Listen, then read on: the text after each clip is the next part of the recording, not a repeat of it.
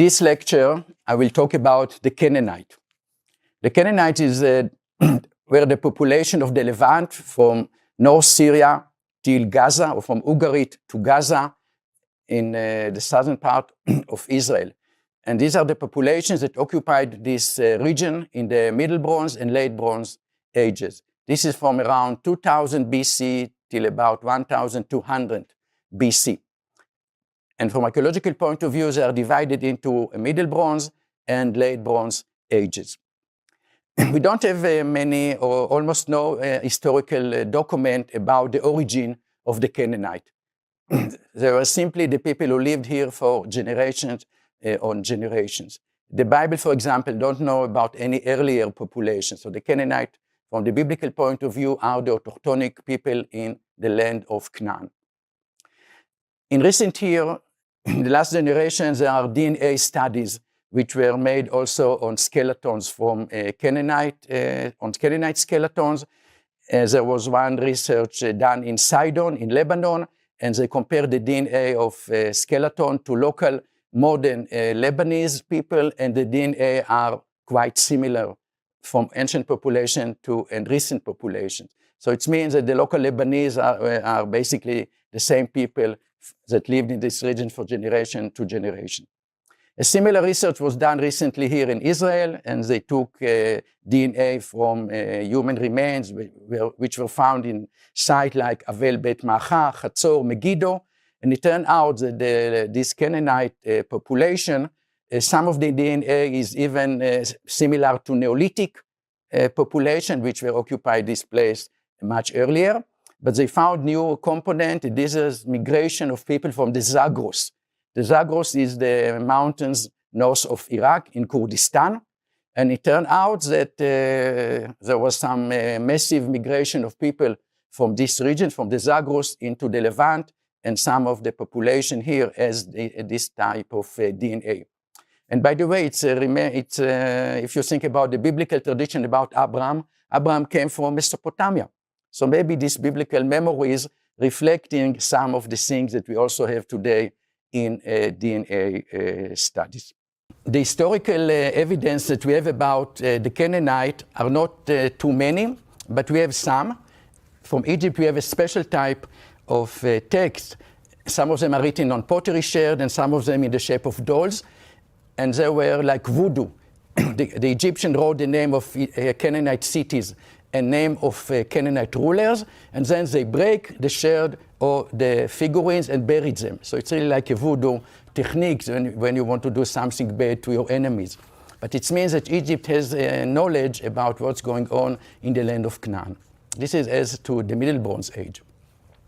In the Late Bronze Age, from the 14th century BC, we have the Amarna tablet. Amarna is the capital of Akhenaton and Nefertiti, the famous king who made the revolution, left the old Egyptian capital city in Karnak and built a new city in the site of El Amarna. And in this site, in the last part of the 19th century BC, local Egyptian farmers found an archive, and there is about 350 letters sent from local Canaanite rulers into the Pharaoh in Egypt. We have letters from Megiddo, from Chatzor, even from Jerusalem. There are 6 letters sent from the king of Jerusalem to the Pharaoh in Egypt. So this document telling us about the relationship here between the Egyptian and the local population. They're also telling us about conflicts between the various cities that were here. So this is a very important historical source for the Canaanite. And it's interesting that in the biblical tradition, we see something similar. We see that the Canaanite lived, according to the biblical text, in urban society, and you have various kings. So this is exactly the same picture that we have from the Amarna tablets. From geographical point of view, we see that the Canaanite lived in the Levant. The Levant is the area from southern Turkey, Syria, Lebanon, Israel, and the Gaza Strip. And in this region, what does they have around them? So if you look at the south, you have the Egyptian kingdoms. Egypt was a very elaborate, strong civilization which has a lot of influence on the Levant. So this is in the south. In the north, you have the Hittite, who lived in Anatolia. And the Hittite also ruled or created a big empire in Anatolia, and they have some effect on this region, especially on the northern part of the Levant. And then in the northeast, you have the great Mesopotamian civilization with the Assyrian and the Babylonian, and they also influenced the cultures of the Levant. And during the late Bronze Age, there was a great kingdom called Mitanni. The capital was Nuzi, and they also has a cultural influence on the Levant. But also, so the people in the Levant, the Canaanite, were in the middle between the Egyptian, the Mesopotamian, and Anatolia. But nevertheless, the Canaanite has their own specific culture, which is different from the other cultures which we have around them. So we see here an independence culture, which also absorbed cultural and cultic influence from the regions around them.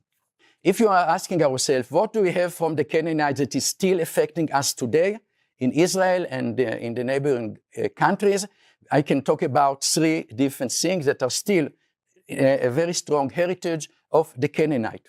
One is the landscape.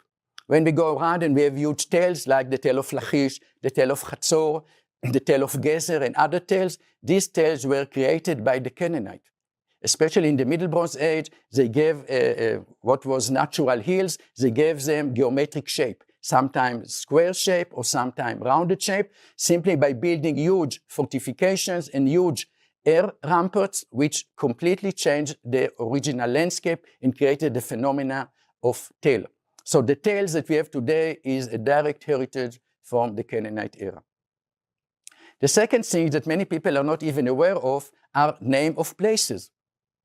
We have in the Egyptian sources names of cities here in Canaan which are still function today, like Afek, like Ashkelon, and other places. So most of the big cities that we have in the Middle Bronze Age and Late Bronze Age, like Dan, Hatzor, Megiddo, Gezer, Lachish, Ashkelon, these are Canaanite names, and we are still using them today. All these sites that I mentioned are also national parks. So people can come and go to visit Dan, Hatzor, or Gezer, and they can see the huge fortifications, city gates, sometimes temple, standing stones, and things like this. So we still see the Canaanite site and names till today. And the third things are the alphabet. The Canaanite invented or were the ones who were responsible for keeping and distributing the alphabet script. If we look at the evolution of writing, you can see that the first writing developed in Mesopotamia by the Sumerian in the later part of the 4th millennium BC. And a few hundred years later, the Egyptians developed their hieroglyph writing system. But at around 1800 BC, the Canaanites, under the influence of Egypt, invented the alphabet. They took, instead of having hundreds and hundreds of letters and signs, which were a very complicated writing technique, and only scribes who learned it knew how to read and write, the Canaanite took 32 signs and created the alphabet. And this is an amazing contribution, because writing is probably the most important intellectual achievement of humankind, because it enables us to keep historical knowledge and scientific knowledge and to transfer it from generation to generation. Without the alphabet, we will already stay in the same level. But the alphabet is a way that enables us to accumulate data and accumulate memories, and this is probably something that is very unique to mankind and not to any other kind of animal under earth. So the Canaanites are responsible for creating a simple system of alphabet writing. And if you look to the Canaanite alphabet, in English, AB, and then in the Canaanite you have Lam Kaf, Lamed Mem, and in English, KLM. And then in the Canaanite alphabet you have Resh, Shin, Taf, and in English, RST. So you can see that the DNA of the original Canaanite letters and script is still kept today in European languages. It's unbelievable, but this is almost 4,000 years of continuation of this tradition. So these are the three things that are very important to remember about the influence of the Canaanite, which affecting us till today. In each Canaanite city, there was a king, and of course the king lived in a big building, so it was a palace. and nearby there was a temple, because the king and the temple are together. The god protect the king, and this is the ruling elite of the city. And around these cities, there was villages and small towns. And the social organization was that every 20, 30 kilometers, there was another Canaanite city-state, and again, with a temple and palace and so on. And these cities usually fight a bit with each other, so they had to protect themselves by building fortifications, city walls, gate, and so on. I mentioned temples. And what are the Canaanite gods? So sometimes there was the sun god or the moon god or other gods, and many times the city was named after the god of the city. And these names are still kept till today. A temple is called Bait, also in the biblical tradition, not only in the Canaanite tradition. And then we have a place called Bet Shemesh. What is Bet Shemesh? House to Shemesh. Shemesh is the sun. So in the city of Bet Shemesh, the ancient city of Bet Shemesh, there was a temple to the sun god. Then we have a place called Bet Yerach or Jericho, Jericho. And what is the meaning of Bet Yerach or Jericho? It means that in these cities, in these places, there was a temple to the moon god. Then we have a place called Bet Horon. Horon is the Mesopotamian god of war, and there was a temple to this god. Then we have another place called Bet Anat. Anat is a goddess. Bet El. What is Bet El? El is not just God, but El is also a name of a specific God. So Bet El, and the beautiful traditions about Jacob of Bet El and so on. Bet El was a place where you have a temple to a god that was called El. Bet An is another example. So you can see that Canaanite temples that existed 3,500 years and even more, still today we use it in the same name. This is unbelievable, but this is the situation. I also mentioned the alphabet. It should, but I would like to elaborate about the archaeological evidence that we have. Some of the earliest example of alphabet, and these were found in Egypt, or an Egyptian site like in Sarbit el-Khadem in Sinai or Wadi el-Khol in Egypt. And here the inscriptions are really using a type of Egyptian hieroglyph, but not all hundreds of hieroglyphs, only a very small number of these hieroglyphs, and they are very pictographic. For example, Aleph mean aluf, bull in Canaanite and Hebrew, and the sign for Aleph is a bull head, really drawing the whole bull head. What's happened over time, the head became triangle and two horns. And this is A in capital English. If you think about A in capital English, you have a triangle and two lines. These are the horns and the head of the bull. Anyhow, the earliest alphabet was found in Sarbit el-Khadem and Wadi el-Khul. And later, this was later inscription or similar inscription, the dating is not very clear, were found also in Israel. And the major site in Israel that protect the tradition of the alphabet is the site of Lachish. More than 12 inscriptions, early alphabetic Canaanite inscriptions were found in the site of Lachish. In my excavation, we found 3 such inscriptions. One was found, one is about to be published, and one was found only this summer, so it will take probably a year or so till we'll finish to analyze it and to prepare an article.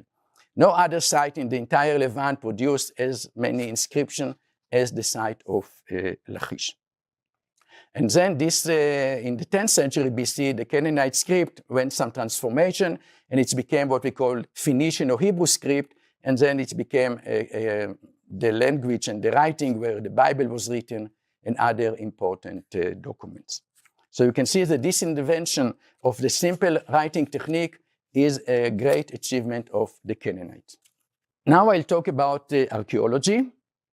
And if we think, what do we know about the Canaanite from an archaeological point of view? So basically, we have cities which were excavated all over Israel, Chatzor, Megiddo, Dan, and first to the south, Gezer, Lachish, Ashkelon. And what do we find in these cities? So we have fortifications, very massive fortification, gate, city walls, palaces, and temples. We also have examples for dwelling houses, but not many of them were excavated. This is a paradox, by the way, because in every Canaanite city there was only one palace and maybe 1 or 2 or 3 temples, and then hundreds of dwellings.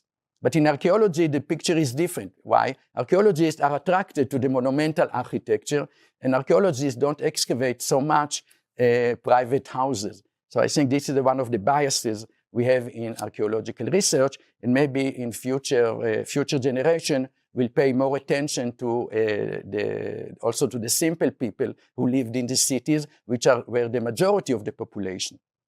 And then we have graves. People live, but they also die. And we can see that the Canaanite built or organized burial, sometimes very sophisticated burial.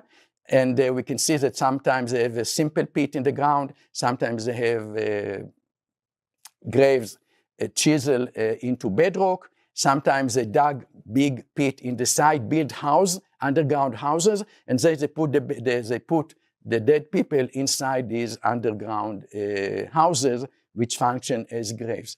So we know quite a lot about burial customs because this is left in the ground and it's easy to found such graves. Now, in my excavation in a site called Gesher, which is just in the very early beginning of the Middle Bronze Age, the graves were of individual people, which means it was more tribal or a pastoral community, and somebody died, so they buried him. Another person died, they buried him. And in this cemetery, we found 4 graves of warriors, where the people were buried with weapons, axes and spearheads made from bronze. But later in the period, they moved from individual burials into family burials, and then you can find a burial cave where you can find 10 or 15 people buried in this place, which means that the entire family, few generations of the same family were buried in this burial cave. And then we have also an example, for example, near Shechem, they found a burial cave which was used for few hundred people were buried there. And each person was buried together with some offering, like few pottery vessels and other objects. In a cave like this, they found 20,000 pottery vessels in one burial cave, which show you that it was not used for one family, but it was used maybe for the entire community for a large number of generations. Beside the architecture, we also have a lot of other finds, for example, pottery, metal objects, and so on. In the Middle Bronze Age, we have very elaborate pottery tradition. You see that the potter were very sophisticated in their product, and you can see vessels which were covered with red paint and burnish, so they are shining. We also have pottery vessels which are very whitish and very thin walls, so they're called eggshell because they really look like a shell of an egg. So delicate and so thin walls of this pottery. The metal objects that we have are basically weapons on the one hand and then figurines on the other hand. I will talk about them a bit later. We also find elaborate items made from ivories and also from bones. Ivories is a bit hard to get because you need to hunt an elephant, and we don't have elephant here. So the ivories were probably exported from Egypt or maybe sometime from Syria, because in this period there was some small elephant in Syria. Anyhow, we have ivories with elaborate carving on them. And we also have in the Middle Bronze Age example of bones, usually ribs of animals which were cut and decorated in a very elaborate way. Jewelries, we also find jewelries from time to time, but the biggest concentration of jewelries was found in the site of Tel El Ajul in the Gaza Strip, and the city was destroyed, and before the destruction, probably the city was under siege, and people hide their treasures under the floor of the houses. The city was destroyed, the people were killed, and it was left buried in the ground. And about 20 hoards like this were found. In each hoard there were found a large number of gold earrings and rings and necklaces and other important works made from gold and silver and stones, elaborate stones. And these are on exhibit in the Rockefeller Museum in Jerusalem. An outstanding find were found in Jericho. And because of the dry climate, organic material were preserved in the graves in the cemetery of Jericho. And when it was excavated in the 1950s, they found in the graves tables and chairs and even beds made from wood and organic materials. They also found various vessels, bowls, and even jars which were made from wood. And this is the only site in the Levant where wooden objects and organic material from the Canaanite period have been preserved in the site of Jericho. Now I would like to talk a bit about the Canaanite cult.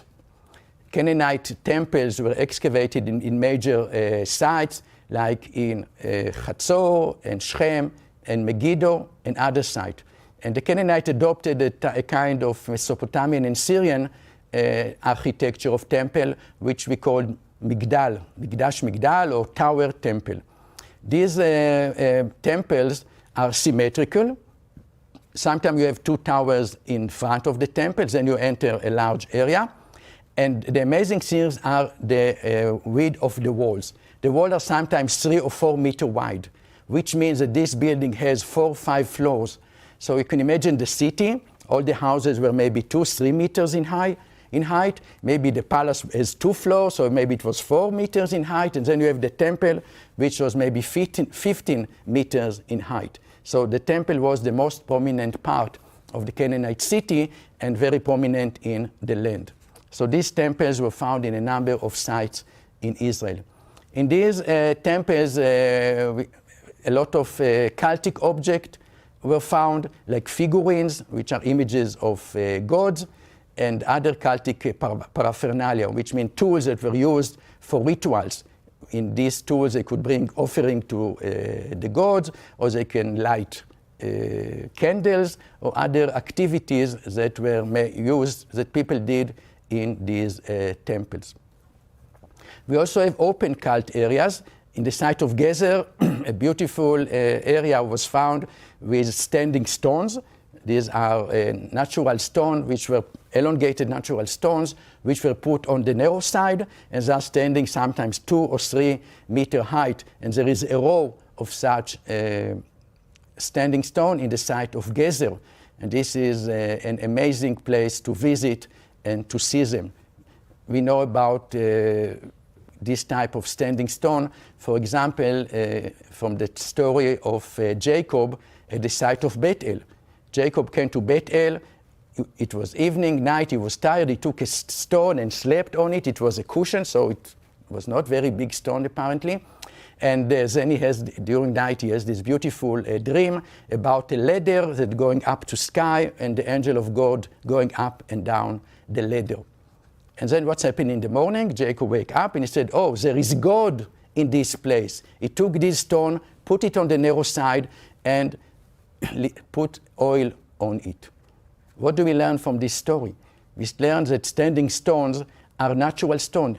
You don't go to the quarry and cut a stone. It's not a stela. It's a natural elongated stone that is picked, brought to the site, put on the narrow side, and it symbolizes the power of God. So standing stone like this were found in various other Canaanite sites as well.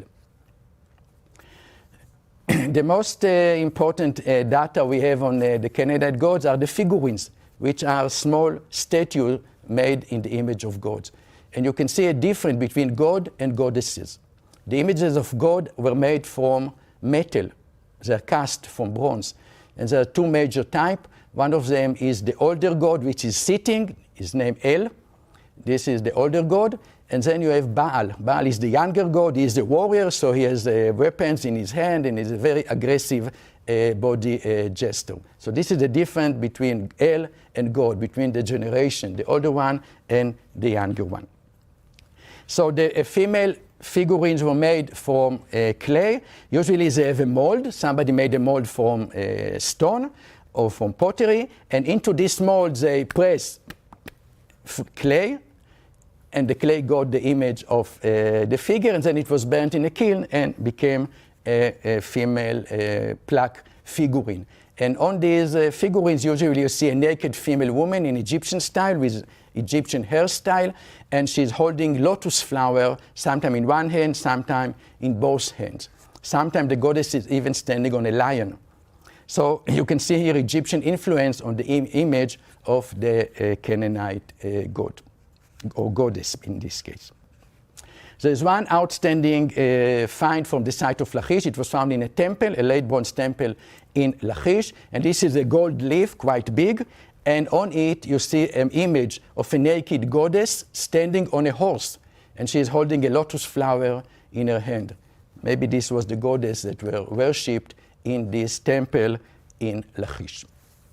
Another outstanding discovery from the Canaanite culture was found in the palace at Megiddo. And this, there was the treasury room that was excavated. And inside it, they found about 380 ivories. Ivories that came from elephant tusks, which were cut and engraved. And they were made in various styles. We have Egyptian type ivories, we have Hittite type ivories, we have Aegean types, and also local Canaanite ivories. This is an amazing collection of art, maybe the best example of Canaanite art that we have from the entire Levant. It was found here in the site of Megiddo. And I would like to elaborate about one ivory, which is an amazing piece of art. It's divided into two scenes. On one side, you see the king of Megiddo coming from a battle. So he's winning, of course. He's standing on the chariot, holding the horse. And on the side, there is another soldier going with a sword. And in front of the chariot and the horse, you have a prisoner of war, which is presented completely naked, or two prisoners of war presented completely naked, and the hands are bound around their back, and they are tied also to the horse. So it symbolized the victory of the king of Megiddo over some nomad population in this region. By the way, it's reminding us the Song of Deborah. What's Deborah? The tribe of Israel were nomad societies that came in, and the Bible said that they fight with the local Canaanite like the king of Megiddo and Taanach. The biblical tradition telling us the story from the Israelite point of view, and the Megiddo ivory telling us the story from the Megiddo point of view. And it's basically a similar historical situation. So this is one part of the ivory. The other part of the ivory is a victory feast in the palace. The king is sitting on a very elaborate throne, which has winged animals, and he also has a small chair to put his leg on. So it's really a beautiful royal chair. And by the way, it's very similar to the description of Solomon's royal chair in the biblical tradition. So this is the king of Megiddo, and in front of him, you have a lady, maybe the queen, that's giving him wine to drink, and also a lotus flower. And they both holding the same flower. So you see here some intimate connection between the king and the queen. And then on the back of the queen, or behind the queen, you can see another woman playing a musical harp. So you can see that you have here music and food in this victory scene. By the way, behind the king, you see the cook. They're also showing you two people in the kitchen preparing food. There is a big jar, so this is probably for wine and beer. And also you see ducks around. So it's telling you about the food that is going to be served in this occasion.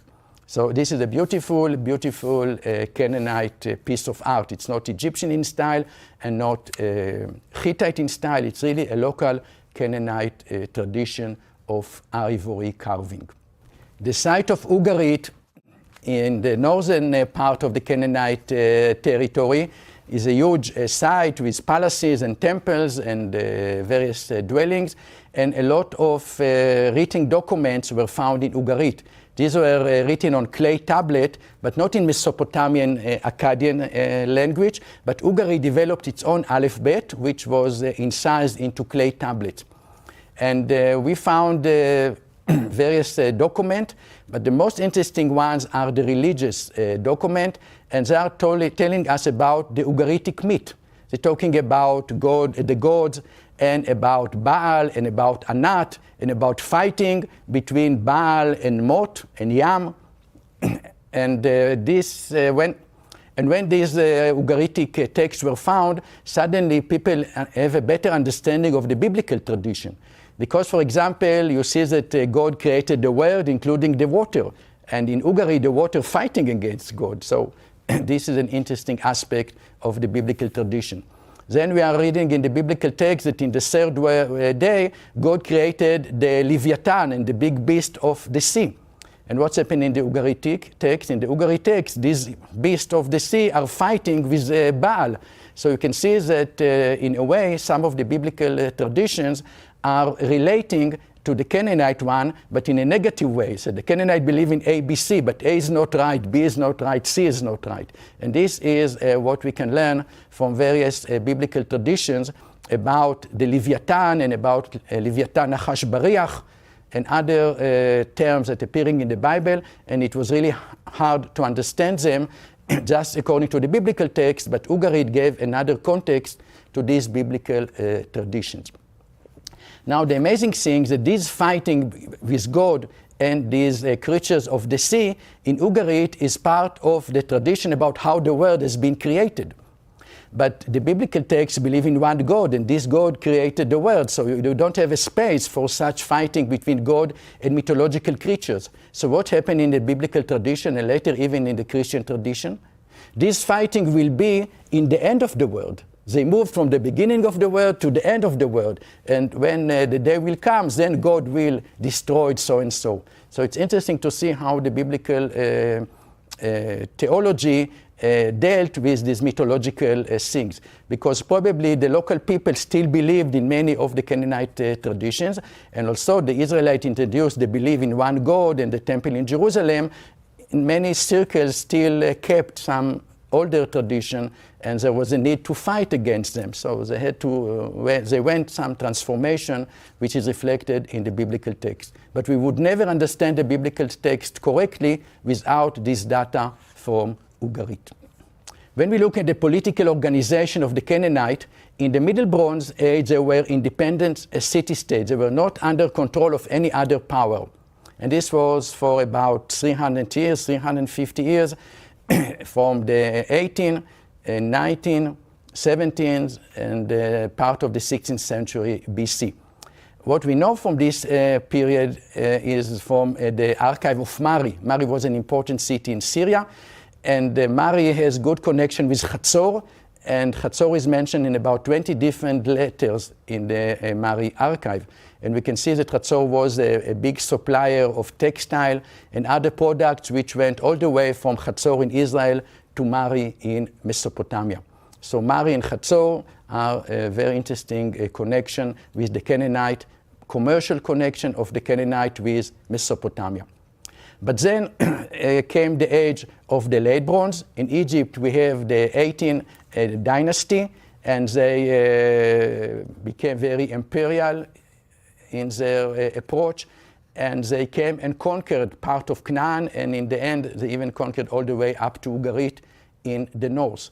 And the major king who established and fixed this Egyptian control was Thutmose III. He made a voyage, military campaign into Canaan, and in his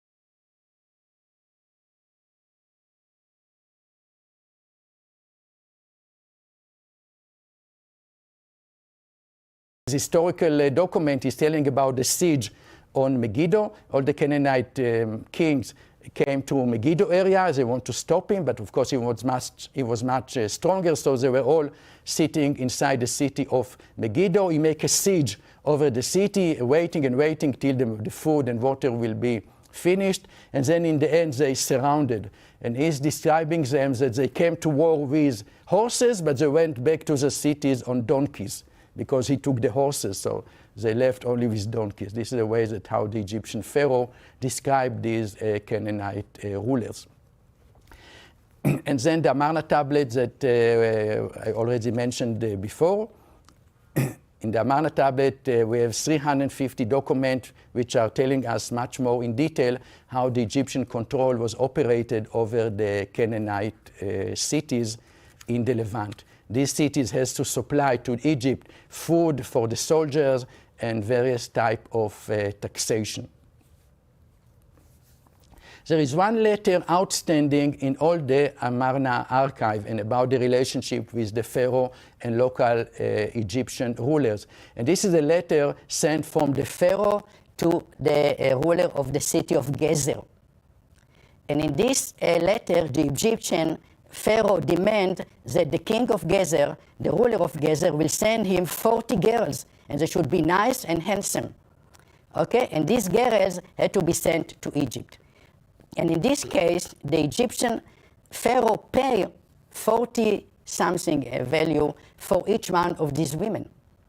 And it means that what we really have here is white slavery, okay? Egyptians were demanding Canaanite girls to be served in Egypt. And what would these poor girls, which were taken from their families and cities, will do in Egypt? They will be in palaces and houses, and they will become slaves. And in the good case, they will be in the kitchen, and in the worst case, they will be used for sexual harassment. So you can see that this type of taxation was not legitimate, and the Pharaoh had to pay for each girl. So it's not part of the regular taxation.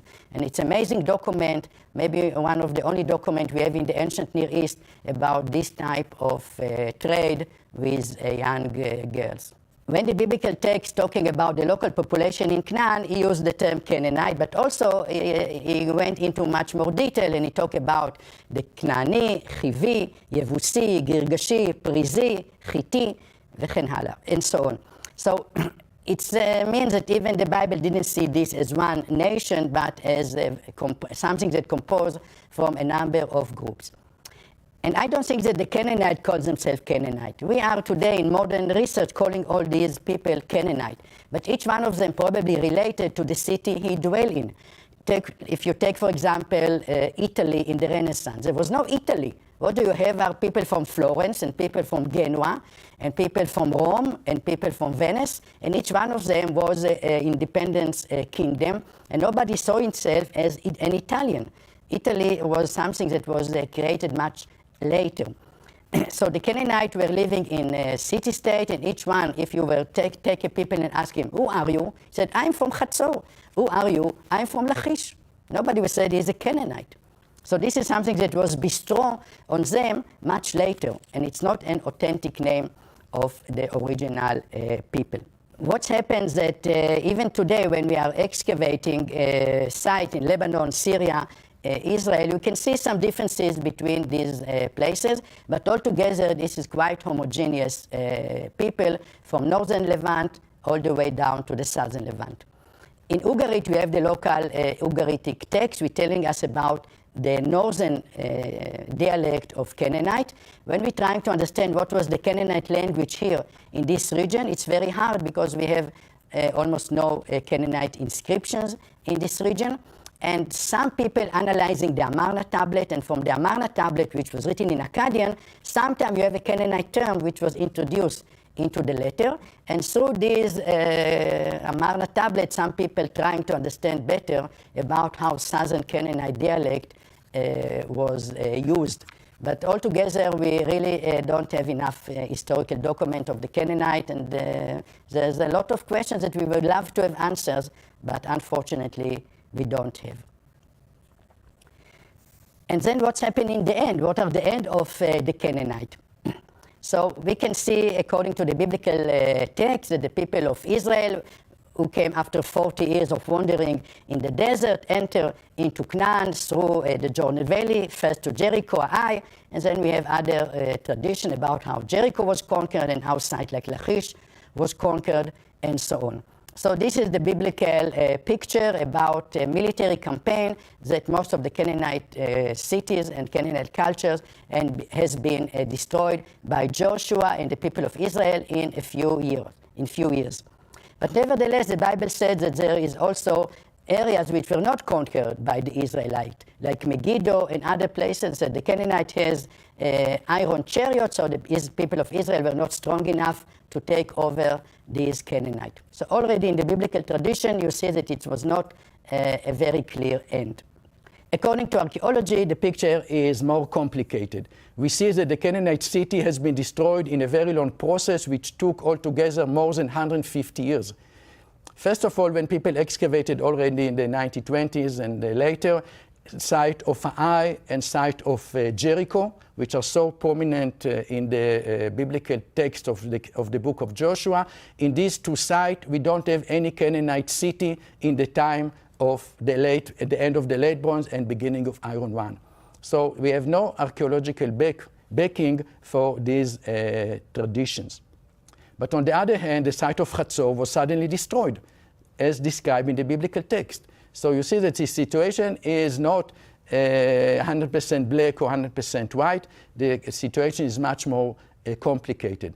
But what we can say today is that the destruction of the Canaanite cities was a long process, and slowly some cities were destroyed earlier, some cities has been destroyed later. Some cities, like Lachish, has been destroyed, but then it was built again and then finally destroyed after 50, 60 years. Other sites like Megiddo continue and existed 200 years more than the other Canaanite cities. So it's a slow process. But what is amazing is not only the collapse of the Canaanite culture, we see that all the region around the Mediterranean has been collapsed more or less in the same time. You can see that in Egypt, New Kingdom Egypt has been collapsed in the 12th century BC. The Hittite Empire in Anatolia also collapsed in the beginning of the 12th century BC. Something similar happened in Mesopotamia and also in Greek. The strong Mycenaean culture in Greek also collapsed. So there is something that happened all over the Mediterranean. And this must be something global, maybe climatic changes. Think about 5 or 10 years without rain. So you have no agricultural products, there is nobody to take tax from, and all the social organization will collapse. The kings and the armies and everything will be collapsed, and not just in Canaan, but all over the Near East. And this is more or less what's happened in this region. And the big question, what's happened after? In Israel, for example, what do you see after the end of the late Bronze? We see 3 major cultures. We have the Philistines in the coastal plain, Ashkelon, Aza, Ekron, Gat, Ashkelon. This is in the coastal plain. In the hill country, we have 400 small villages. These are the tribal communities of the Israelite. But we also see in the Jezreel Valley and other places that some Canaanites continue as well, but they were not as strong and dominant as they were in the late Bronze. But there was one region where the Canaanite culture didn't collapse, and this is in Lebanon. What's happened in Lebanon, like Sidon and Tyre, Byblos, Beirut, these places continue. But they were not called them Canaanite anymore. Now in the Iron Age they are called Phoenician. But they didn't call themselves Phoenician. If you would find somebody from Sidon and ask him, who are you? He said, I'm from Sidon. Phoenician is a term that the Greek the Greek historian called the people who came from Lebanon Phoenician. So again, like Canaanite, Phoenician, these are terms that the people themselves didn't use. And the Phoenician in Lebanon continue the Canaanite tradition. They continue, for example, with the alphabet and make it a more standardized writing. And the earliest large inscription written in Phoenician Hebrew are from the site of Byblos in Lebanon. The Phoenician also continue with ivory carving tradition as the Canaanite, and we have beautiful ivories made by the Phoenician, which is a continuation of this type of culture. And as I said in the beginning, from DNA research, it turned out that the people of Sidon today has very similar DNA to the skeletons that were excavated in Sidon 3,000 years and even later. So you see, culture are changing, but the people themselves continue from generation to generation without a very strong and meaningful change. So I can summarize the lecture about the Canaanite. This is the autochthonic population in the Levant in the second millennium BC. The Canaanite influence us till today in three major aspects. One is the landscape with the site, which look like the hills, special artificial hills that are called tales. This is a Canaanite tradition. Name of places in Israel are today, modern name of Israel today, are still, some of them reflecting and preserving authentic Canaanite names like Bet Shemesh and Bet El and Jerusalem and Ashkelon and so on. And Aleph Bet, the most important contribution of the Canaanite to human's history, is the simple writing technique which was adopted today by most of the civilization. And thanks to the Aleph Bet, every person in the world is able to read and write. This is Canaanite heritage to us, which is still affecting us till today. And I'm inviting all of you to come and see the Canaanite site, which are national park today in Dan and Chatzor, Megiddo, Gezer, Lachish, Ashkelon. You can come and feel and see the Canaanite building, the Canaanite fortification, and really be in the Canaanite footsteps.